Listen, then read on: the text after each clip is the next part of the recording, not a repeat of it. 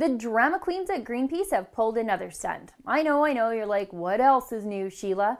I know Greenpeace is always pulling stupid stunts and doing a lot of stupid things. It's true, but this one stunt is particularly stupid, and I don't think Greenpeace really understands just how particularly stupid it was.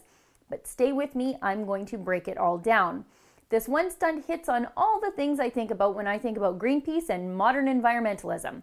Elitism, complete lack of self-awareness, and of course, hypocrisy. It must have actually taken quite a bit of work to try to fit those all into one stunt, but they did it. Greenpeace recently collaborated with a pianist, Italian pianist Ludovico Einaudi, and he composed a song called Elegy for the Arctic as part of Greenpeace's Save the Arctic campaign. The composer called the song a funeral song for the Arctic. So the activists flew in a Steinway piano, price for the piano alone about $82,000 US. They airlifted the piano into Norway and set it sailing on a pre-constructed platform in front of a glacier, where the fancy composer played his fancy song.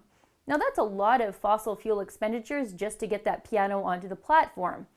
And how much do you want to bet Mr. Fancy Italian composer man headed straight for the first well-heated hotel room after his icy performance was over? This stunt, like every other Greenpeace stunt, is brought to you by our old friend fossil fuels. And then this part made me laugh. To have a funeral song, you need a funeral, and for a funeral, you need to have something that died. In this case, the Greenpeace activists think the Arctic has died, or rather the snow and the cold and the ice in the Arctic is dead and gone. Look behind the man on the floating piano platform. What do you see? I see ice and a glacier. In June, because self-awareness is hard. And then I saw this picture. That ship behind the fancy Italian composer man is a Greenpeace ship called the Arctic Sunrise. You might remember that ship from the time the Greenpeace activists trespassed onto a Russian offshore oil platform.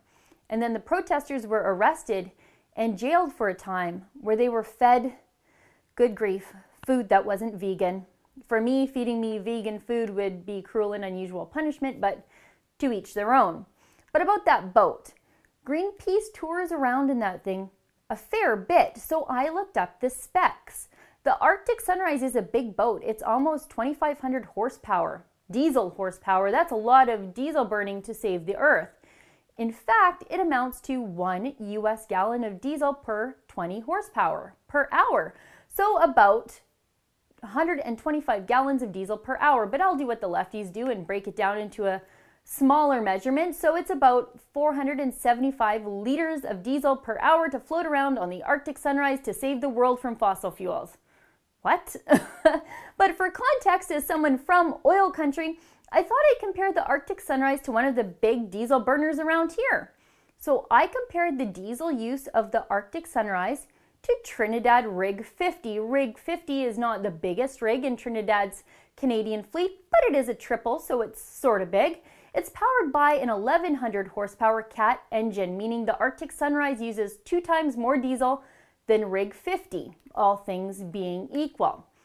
According to the Petroleum Services Association of Canada, each drilling rig like Rig 50 creates 21 direct jobs and another 124 indirect jobs, 145 jobs in total, whereas the Arctic Sunrise has a crew of about 30, and they go around demanding all those good-paying rig jobs disappear.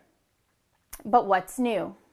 Not really anything. This stunt from Greenpeace is typically elitist, typically unaware, typically requiring large amounts of fossil fuels.